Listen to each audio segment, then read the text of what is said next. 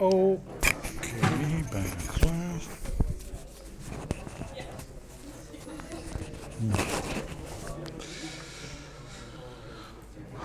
Okay, Chaplin-Sleigh. What is a Chaplin-Sleigh? So apparently it's a sleigh, right? And if we draw that in a two-dimensional world, it's some rigid object, and it has a center of mass, and there is one skate at the position of the thing. So what do we call this? A. So this body can have a velocity, and it can have some angular speed, of course, omega, or phi dot, maybe better to say. It has a position, of course, this x, y, and phi. But here there is this strange constraint that this lateral velocity should always be 0 here. And if you do a side view of this thing, some people draw it like this, like it's like a small card, and here there's a round thing so that can go anywhere, and then here we have this skate. So this is the skate. So here we have the skate contact. This part is this part, and here up front is just a peg. So this thing, yeah, you would think, oh, it can move anywhere, but it can't, because we have this one constraint here at the skate. So there's really a restriction on the velocities here. You can think, oh yeah, I pick a speed and an angular speed. Well, you cannot. You cannot take anything, because you have to fulfill the constraint that the speed here is 0. Now I made some MATLAB script, and here you see here you see again the skate with this constraint here in A, this skate constraint. Here's the center of mass. At a certain distance is the skate. The speeds we have, the omega, it's of course about the third axis, the z-axis. And then I'm going to just calculate what the speed in A is, and the conclusion is the speed in A is the speed in C, in the center of mass, plus the relative speed, and that's of course omega times r. And if you then write that out, you get a nice constraint for this lateral velocity. Well, we already saw that when we defined our constraint. And that's actually, in this case, the only constraint on the body we have. So if you write down the equations of motion, they're pretty simple. We have this one non-holonomic constraint. So we have here this diagonal mass term for the x, the y, and the phi. We have this one, it's not a Jacobian, it's just constraint. And we have this one multiplier, and the multiplier is of course the lateral force on the skate. And then this thing can move in a two-dimensional space, but it's not too free to move anywhere. And it's sort of fun to write down these equations of motion and then just integrate them. And as an example, I've made that in MATLAB, and I want to take some minutes now to demonstrate that. And I'll put it on the bright space, and then for those who are really interested, they can run that at home. Okay, so yeah, how do we start? Simulation of the Chaplin-Sleigh with a general DAE approach. I mean, there are also other ways to do it, but here, that's our topic of today.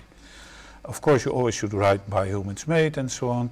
I use global variables. That's bad programming in MATLAB, but this was quick and dirty. At least I used a nice convention for global variables, capitals with an underscore. So every time I'm warned, if I change that variable, oops, I'm going to change the whole simulation. Then I open the PDF file, so I know what it's about. And then, yeah, we have some constants. Now, let's run this section. Yeah, here's the PDF file, right? So I have dimensions A, and apparently I choose here some variables. For A, I take 2. So the center of mass is a distance 2 from where the skate is. Okay. Then the mass is 1. That is dangerous. Never do that. Not good. Bad programming. Because you can, if you make an error, if you forget the mass somewhere, I mean, if you forget 1, then you will never notice. So you should make it pi or e to the power 2 or something strange number, right? Then identical with the mass moment of inertia. Then I have a drag coefficient because I add some drag forces. I want to push the cart, but yeah, I hate it when the thing goes faster and faster and faster. That's not in real life. So I just add a drag force which is opposed to speed, like it's air drag or something like that. So what I do, I take the speed, I divide it by the norm, and I have a CD value. And wherever the thing goes, it will have drag. So it will have some terminal speed. So it will not zoom off the screen. Well, then I have an applied force. Well, okay, that's an X force, a Y force, and a torque. I mean, those are the things you can apply to this rigid body here at the center of mass. And I have some initial conditions. And the initial conditions is I locate the center of mass in the origin, and I pick these speeds. Now remember, so the thing is horizontal. Remember that there's a constraint on the speeds. So there's a horizontal speed of 1, a vertical speed of 2, and an angular speed of 1. And with these speeds, apparently the speed in A is 0. Well, you can easily go through the math, right? So what is it? The skate is like this. Not 105%. Oh, go back.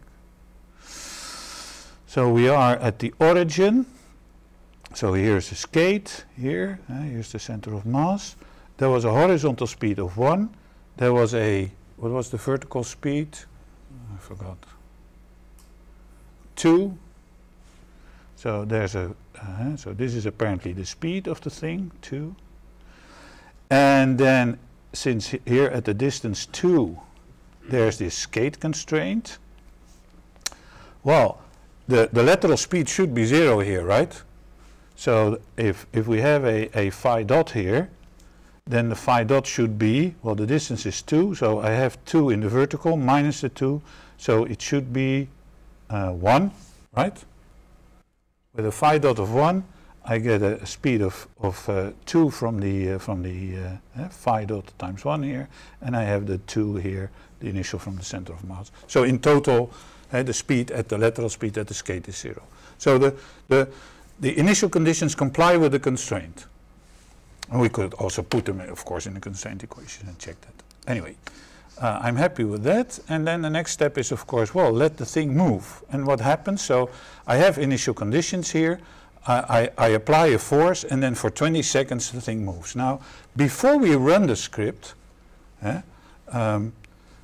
so the forces I apply is I push in this direction, and I will, well, let's just push in this direction. So let's push in this direction, in this. So this is the force I'm going to apply. So 1 and 1. And of course I apply it at the center of mass. Now, think of what will happen with the skate.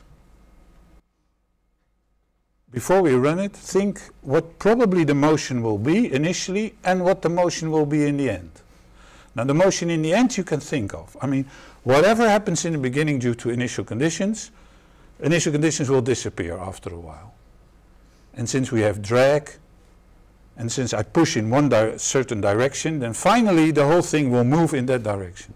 So in the end I expect, whatever happens in the beginning, that the thing will move like this, right? Because horizontal force 1, vertical force of 1, that is the direction, so the thing must move in that direction, and it will also find some terminal speed. Now in the beginning what happens, that's a bit awkward, because we have the constraint, and the constraint will generate lateral forces, so yeah, there will be some strange motion before you get there. So let's see what happens.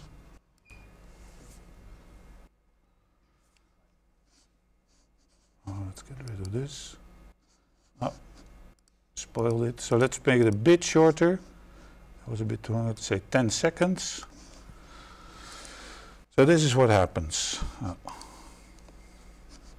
So you start horizontal, yeah, and then there is some strange motion to finally get on this one-to-one track. Yeah? Yeah? Okay. Or, well, we could also say, well, what happens when you just push forward? Why this lateral force? Well, why not just push forward? There are initial velocities, but we're just pushing forward. Well, probably we'll make some side motion and then finally just go forward. That's the idea. Let's kill this one for a moment.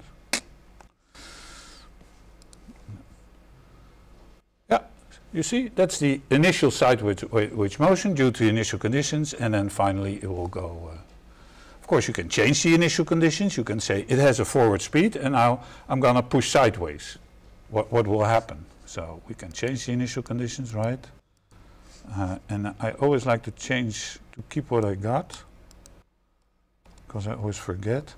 So let's say we have only a forward speed, no rotational speed, and let's say we want to move in a sideways direction.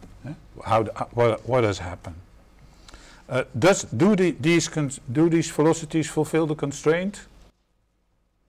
Well, if it's just forward, I mean, yes, there's no lateral velocity, so that should sort of work. So we run the system. Yeah, there we go. Beautiful, right? I mean, initially we go forward, but if we push sideways, then, oh yeah, we go like that. And of course, after a while, we can push the other direction. So if you think, oh, I'm going to skate, here is the proof, it's going to work. If you push in the right direction, you will move in that direction.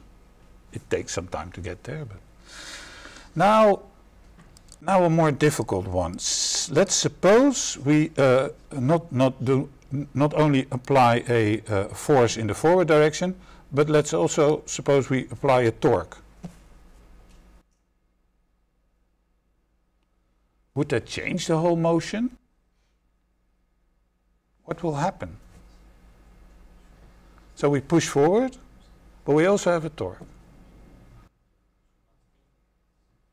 We'll go in circles?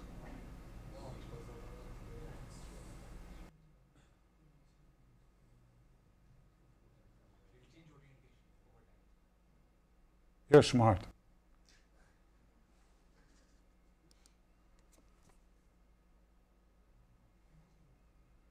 Now, that is strange. So, we're not really applying a lateral force, right?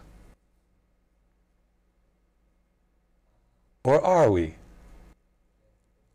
We have a skate constraint, and the skate can only move back and forth and not sideways. And if we apply a torque, then we get a constraint force. Hey, bingo, we have a lateral force. If there's a lateral force, there will be a lateral motion. Yeah? And then finally, it will come to some equilibrium thing. And apparently, at the distance 2, and I took a I don't know what forces I took actually. But eventually it will find, it has a lateral force and it has a forward force, and it will find some constant direction. Why do I show this? Oh yeah, and then the last one, somebody in the audience said, oh, it will go in circles. Well, when will it go in circles? So apparently not when I'm pushing it. When will it go in circles?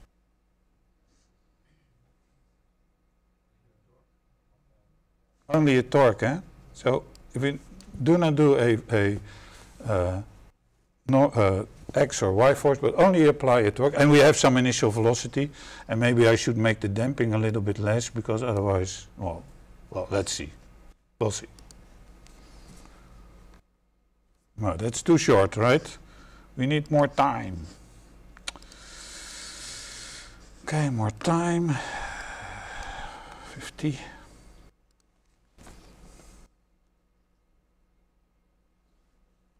Beautiful. As you said, it will go in circles, but only when we apply a pure torque. What happens now if we also put a forward force?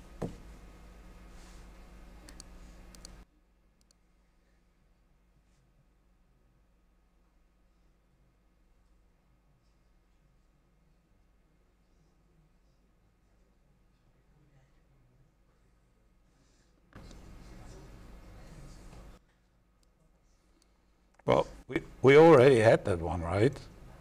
That was this one. So you see how confusing these non-holonomic constraint systems can be. It's not like easy adding up, like, oh, you do this and then you add them up and then the result is this. No, that's not the case, apparently. Anyway, for those who are interested, just take it from the web, from what is it called? Brightspace, and play around a little bit. And especially play around in the way like I did. Like, take some numbers, think, well, probably this will happen, and then, ooh, bingo, no, it doesn't. Why? And of course, the other thing, I didn't look at the value of the Lagrange multiplier. You should. I mean, that's cool, because then you know, oh yeah, there's this lateral force now. There's this constraint force. Okay, back to the topic of today. So it was a double thing. It was rolling contact, and it was 3D dynamics, or actually the topic, I said from 2D to 3D. So. At the center, always at the center of mass, because those are the equations of motion. Yeah, of course you can do it somewhere else, but then you have to transport it to that point. Yeah. It's interesting. You can make a stick and say, "Oh, I'm gonna," or a rope, or you can add another skate, another Chaplin slate, and make them together, build like a machine, like an easy roller. And that's actually the homework assignment you have this week. So it's a cool thing. Oh, why don't I, since I'm not talking about this, why don't I talk about the homework assignment? What is the homework assignment? Let me check. I always forget. Homework assignment. Homework, where are we? 8? Yeah, 8. So this is the homework assignment. So this is the machine. It's called an easy roller. I will make it a bit bigger because the text is not so important. It's called an easy roller. Nice spelling. And so you sit on this, you have one axle here, and then here you have a pivot, and there's this other steering assembly with this one wheel. So you could say in bicycle terms it has a very large trail, yeah, for the caster. And then you sit on this and you put your feet on this. And you just then move your feet back and forth, you oscillate, and then you move forward. Yeah, exactly. How does that work? I promise you that all things with wheels are cool, right? This is another cool thing. So let's go there. And we have sound. I promise you that all things with wheels are cool, right? Well, that's how it goes. And the big question as a mechanical engineer is, of course, can you propel yourself in this way? And how does that go? And that's how it goes. Well, exactly. That is the homework assignment of this week. Go back to Airserver. Yeah. Okay, that was the teaser for the homework. Now we continue with from 2D to 3D. And then I have to refresh your memory actually. So in the 2D world we did have what we called Newton-Euler equation, right? So in the 2D world we had this rigid body and we had a center of mass. We had a position x, y and phi, x and I, y, and some inertial world. And then of course orientate, it's good to put that angle in. And then the Newton equations for this one were like sum of the forces in the x is mass times x double dot from the center of mass. Sum of the forces in the y is mass y double dot, center of mass. And the Euler part was the sum of the torques about the center of mass is the mass moment of inertia times the angular acceleration. And then we need of course an expression for this mass moment of inertia. And it was the volume integral of x squared plus y squared dm. And to be more specific, you usually do that in this such a body fixed coordinate system. You do it with respect to the center of mass. So therefore I have this c here. So these coordinates x and y are with respect to the center of mass. And that was another quantity of the body. So besides mass, if we talk about the rigid body, it also has mass moment of inertia. And that has to do with how well extent is the mass. Is it far away or close to that center? before we move out to the three-dimensional world, it is good to know where did we get this equation? I mean, isn't Newton enough? And Newton is enough if you only talk about point masses. So if you want to go from point masses from 2D to 3D, well, that is super simple. Then for the point mass, the only thing which you have to do is you say, oh, sum of the forces in the Z is m times Z double dot C. Bingo! So, that is the first part. So I already have my Newton equations for a 3D rigid body. Now the next question is, of course, what are the Euler equations for a 3D rigid body? Does anybody know them by head? So we have some body with some x's, and this is a body fixed frame, x prime, y prime, z prime. Usually we do it at the center of mass C.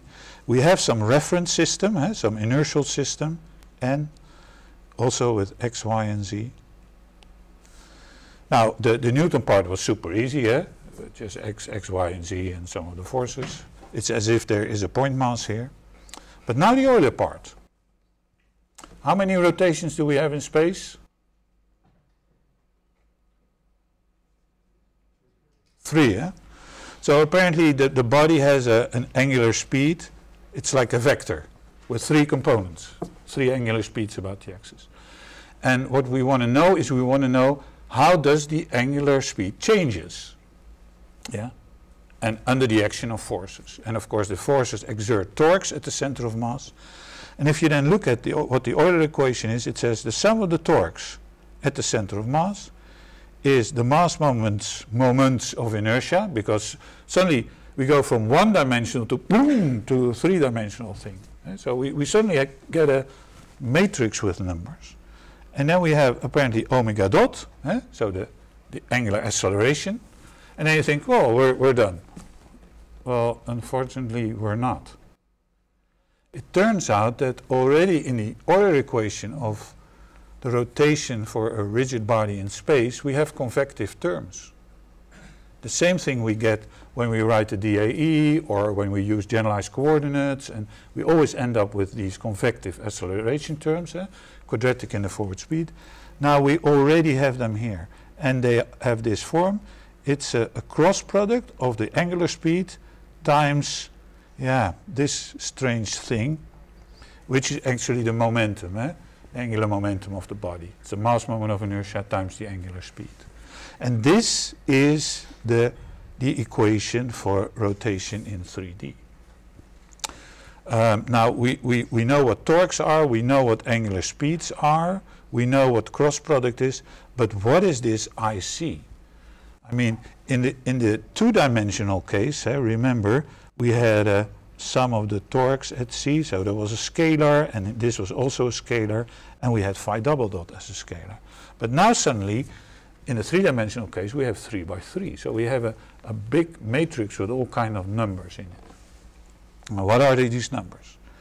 Well, it turns out that if you write down this IC as saying, oh yeah, it has 9 components, then a conventional way to write the components is say, we call this IXX, IYY, IZZ, and then here I'm going to write minus IXY minus IXZ minus IYZ, and here minus YIX minus IZY minus I. Now why the minus sign? That's a sort of a convention, and it is because until now I haven't said anything, right? It's just notation. Now I have to fill it in. So what is the IXX? Well, it's the volume integral. So this is about mass moment of inertia about the x-axis. Now if you look at the three-dimensional world, and if you think about rotation about the x-axis, then it's like everything is happening in the YZ plane, right? So you can already think a little bit what probably this thing will be. It will be distance squared times mass, and which distance squared? Well, probably y squared plus z squared dm. So it should be squared, right? Because if you just think of a two-dimensional case, this should be the quantity. And likewise for about the y-axis, I can write, well, the y-axis, then I'm in the xz plane, so I get z squared plus x squared dm. And the last one is, of course, the izz volume integral of, well, if it's the z, then we have the x and the y. So this is our friend, the one we know from the two-dimensional world, like in 2D. Exactly like in 2D. Because all the rotations in 2D were about the vertical axis. So these are the entries on the diagonal. Then the entries in the off-diagonal, so for instance the y, xy, well, it turns out that it's identical to the yx, and it's simply this integral x times y dm. And we call them products of inertia. Maybe, yeah, for this reason, x times y, products of inertia.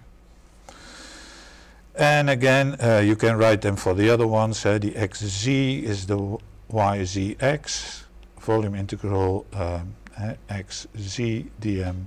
And the last one, there's only now one left, yz is zy, is the volume integral of yz dm. Products of inertia. And apparently these products of inertia, together with the mass of the body, characterize the body. That's enough for doing the dynamics. So if you know where is the center of mass, what is the mass, and what are these 9 numbers, then you're okay. Now if you look at these integrals, then suppose, let's say you have some symmetric body like this, and so you have nice 2 symmetry axes, and let's say this was the x and this was the y. So it's really symmetric with respect to the x-axis. Well, if it's symmetric with respect to the x-axis, what will the result be of this whole integral? Well, you can split it in 2 parts, and you can say for the minus part I have this, and for the plus part I have that, and they both cancel out. So for symmetric bodies, so if there's a symmetry in x, then this I or xi is 0 if there's a symmetry in x or y. Then the whole thing is gone. Or in other words, these terms on the off-diagonal term go away when there's symmetry in the body. And we have a lot of symmetry. I mean, here's one. So to get rid of all these numbers, we say you go to principal values or eigenvalues of the thing. So if we go to the principal axis of the thing, then we can write it like this. And here are all zeros. What are principal values? Well, actually, it are the eigenvalues of that 3×3 matrix. Yeah? So these are principal values, and that means that the mass moments of inertia are along principal axes. And what are these principal axes? Oh, forget it, axes. What are they? Well, they are usually symmetry axes. So if I have to think of where are my principal axes for my mass moment of inertia, that's clear. It must be somewhere here in the middle, right?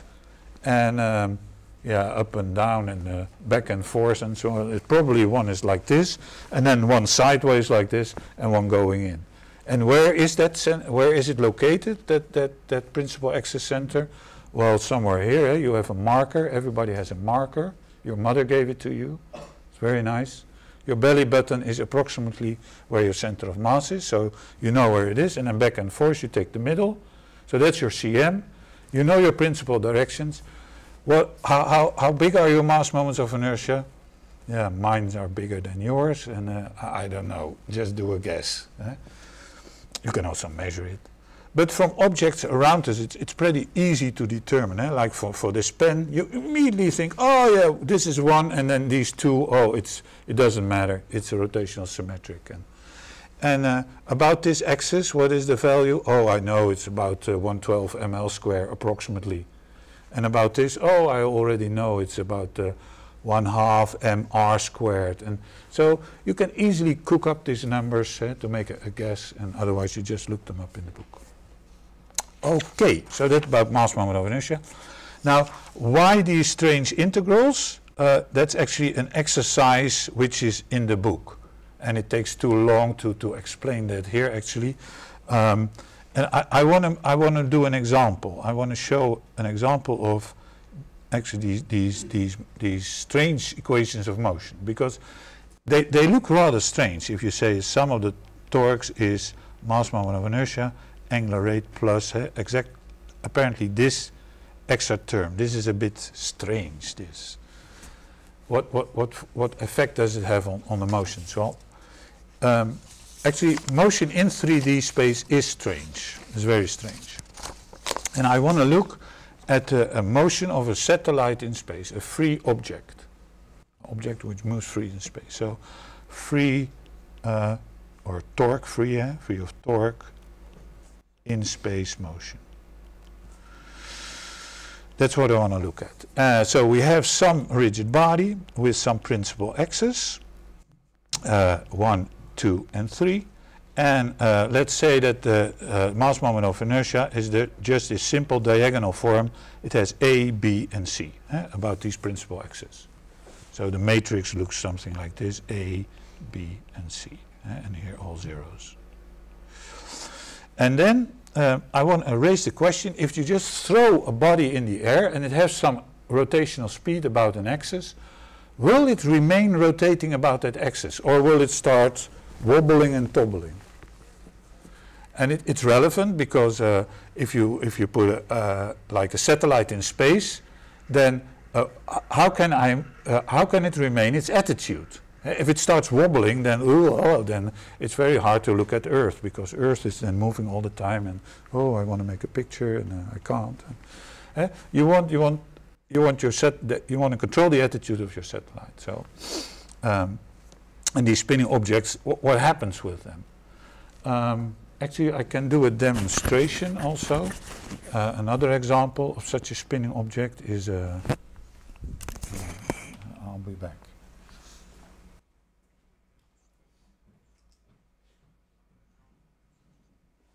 So this is an eraser, which we call in English, and this object, it's clearly a three-dimensional object, and it has three distinct dimensions. So it has also three distinct mass moments of inertia. And the question is, now if you flip it in space and it rotates about this axis, will it always remain? Or if you rotate it about this axis, will it always remain? Or if you rotate it about this axis, will it always remain rotating like that? That is the basic question. And to investigate that, we take these Euler equations and we say, well, let's assume that the omega which we have is just about the first axis. ABC, I haven't said what is ABC, so it doesn't matter. So we say there's one axis about which rotate. And then the question is, and there are no torques, so the sum of the torques is 0. These are vectors. So torque free. So about one axis rotating, there are no torques. Is it stable? And is this stable motion?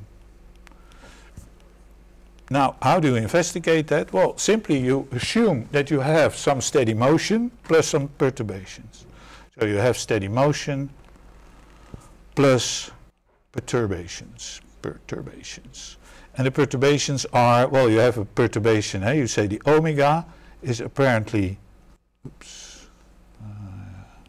too quick.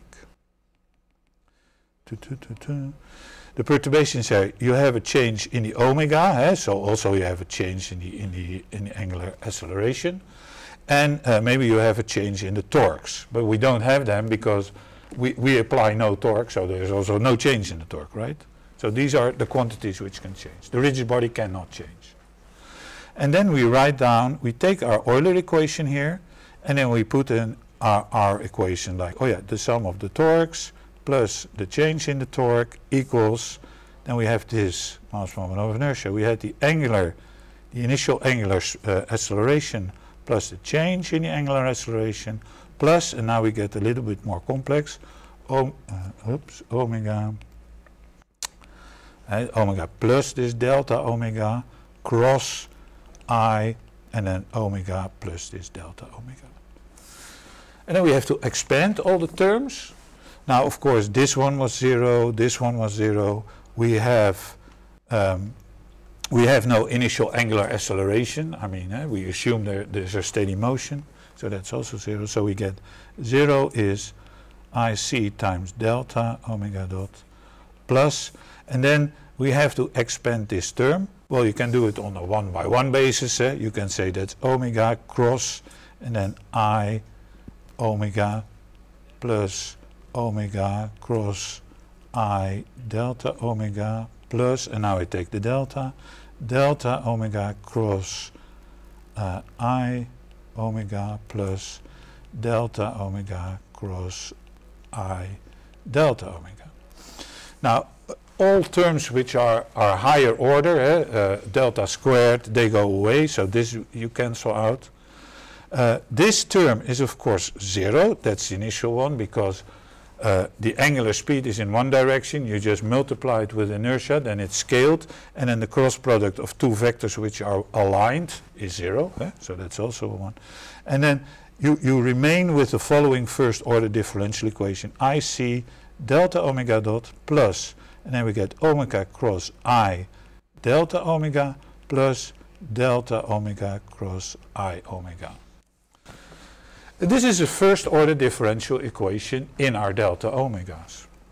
Now it is we see little in this, so we have to write it out, and let's say that we name our delta omegas, we call them alpha, beta and gamma, just for easiness, and apparently also the alpha, beta dot and gamma dot.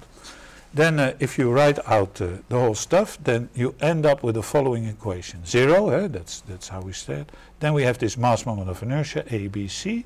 Then we have our change in our increments, alpha dot, beta dot, gamma dot. And then if you expand these terms, finally, and the time does not permit to do that here now, but it is standard practice to do. Of course, it's all linear in this delta, and you have to hustle a little bit with the cross product. Actually, there's a very nice way of writing cross product in a matrix form, with the tilde notation. That is in the appendix this week also. That because cross product is this very strange product which only lives in a three-dimensional world, and it's more handy to write it as a matrix vector multiplication, because with matrices and vectors we can shuffle and operate. That's in the appendix, and please look at it. Anyway, if I combine all these terms, I get here zeros, and then again on the diagonal I get here 0 terms, and I get only 2 off-diagonal terms: A minus C times the initial omega, I call that omega 0, and B minus A times omega 0. And why are they only on the off-diagonal? Well, because these are cross products, right? And these cross products only generate these off-diagonal things. So in essence, I have a system which looks like a matrix 1 times delta omega dot plus matrix 2 times delta omega is 0. And this is a nice first order differential equation. And for such an equation we always assume solutions of the following form. We have an amplitude e to the power lambda t. Those are the equations, the solutions we presume that will happen. Then when we substitute that, we get matrix 1 times lambda plus matrix 2 times a e to the power lambda t should be 0. Now this is 0 when all the a's are 0, but that's what we call the trivial solution.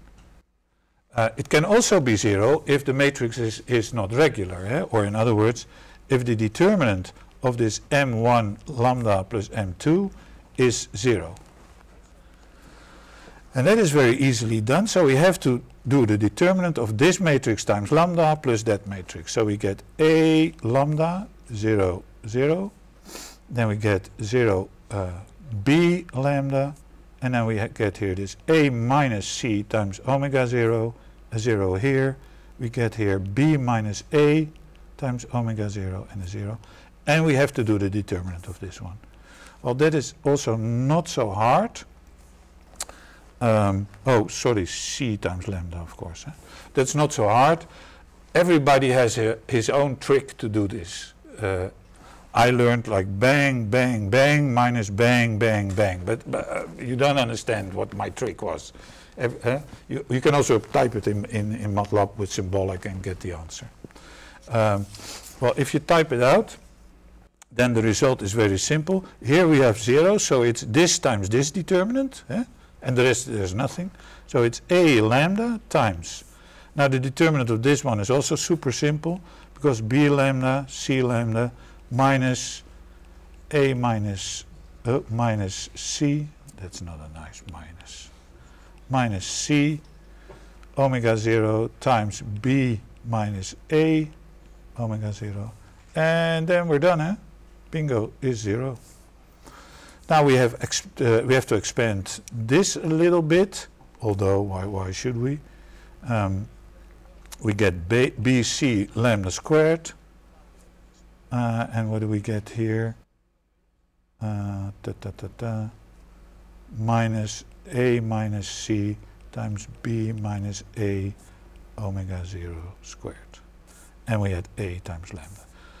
Well, actually that's not so hard too, because we have to solve lambda for that. So 1 is lambda is 0, and then we get lambda squared is, what is it?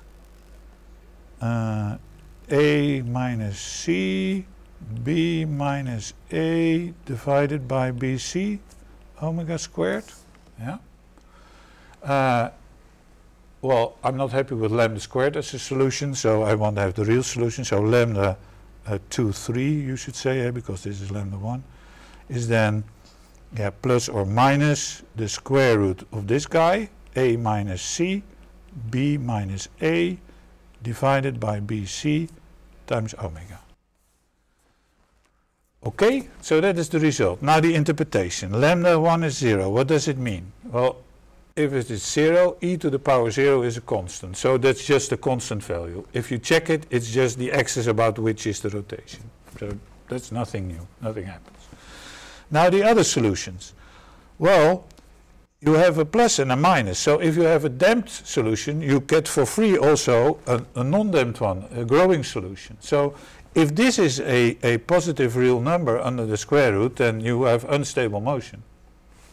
Or in other words, if a minus c times b minus a, if that is larger than 0, then it's unstable. Right?